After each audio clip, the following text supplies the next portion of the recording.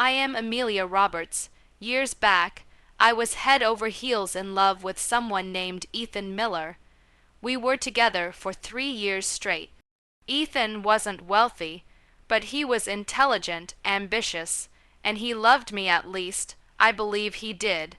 If you are new, please subscribe to our channel, like this video, and don't forget to share it with your family and friends. Also, let us know where you are watching from. We had grand aspirations. Together, he dreamed of opening up his own tech company. I would sit with him late at night, working out ideas on paper with him, urging him on when he wanted to quit. We were poor, but we had each other, and that seemed like all we needed. But what I didn't realize at the time was that love isn't always enough when there's ambition and greed involved. When my father remarried, he introduced Claudia Harris into our lives. From the very beginning, she made me feel like a stranger in my own home.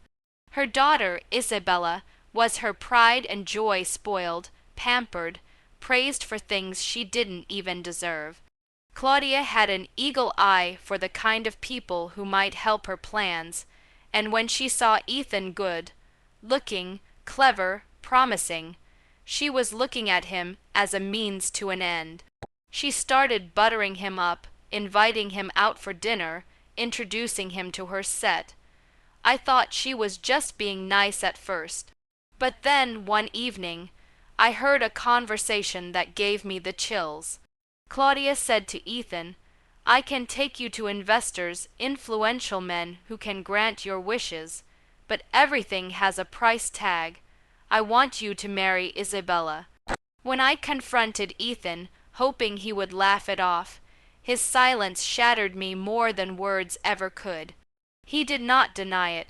"Amelia," he told me, "this could change everything for me, for both of us. Don't you realize, with Claudia's assistance, I can finally create the life I've always wanted?" I stared at him, my heart breaking, and the cost is me. His silence spoke volumes. In a matter of weeks, Ethan and Isabella were suddenly in love. The engagement was trumpeted with sparkling rings and posed photos.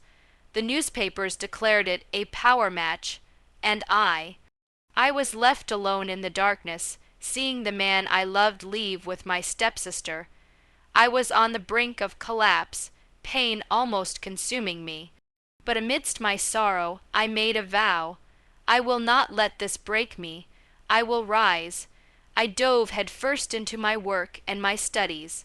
I slowly established a corporate law career. It wasn't simple. I experienced failure, endless nights, times when I wanted to give up.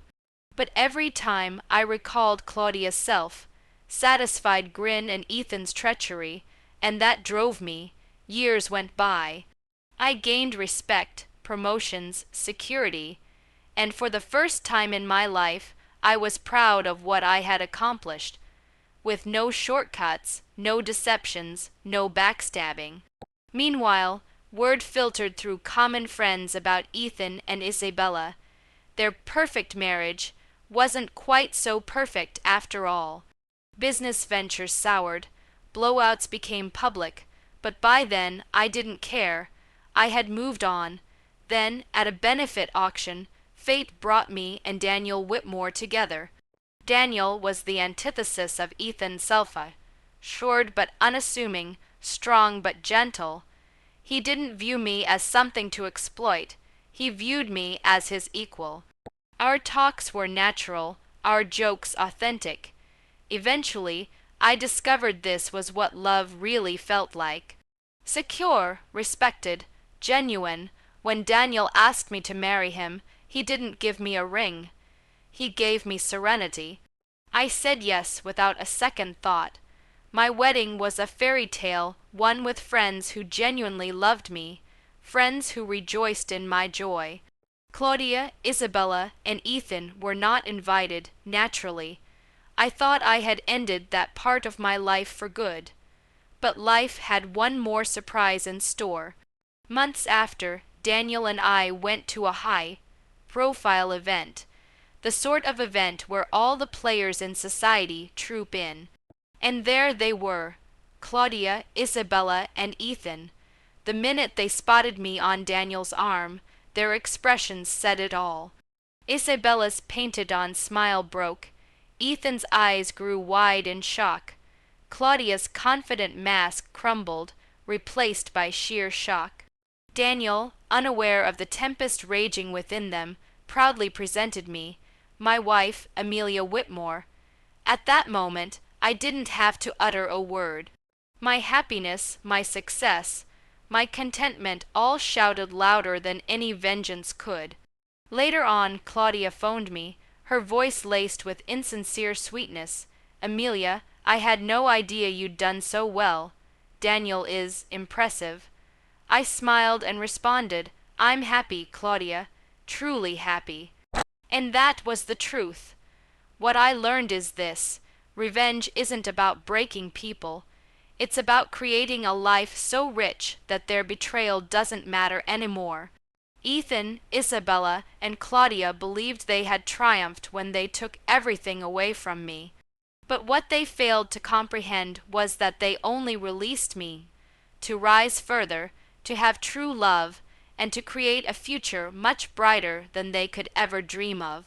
So if you're listening to this, remember, when people betray you, let them. Because the best revenge is to live in such peace and joy that their names don't even sting anymore.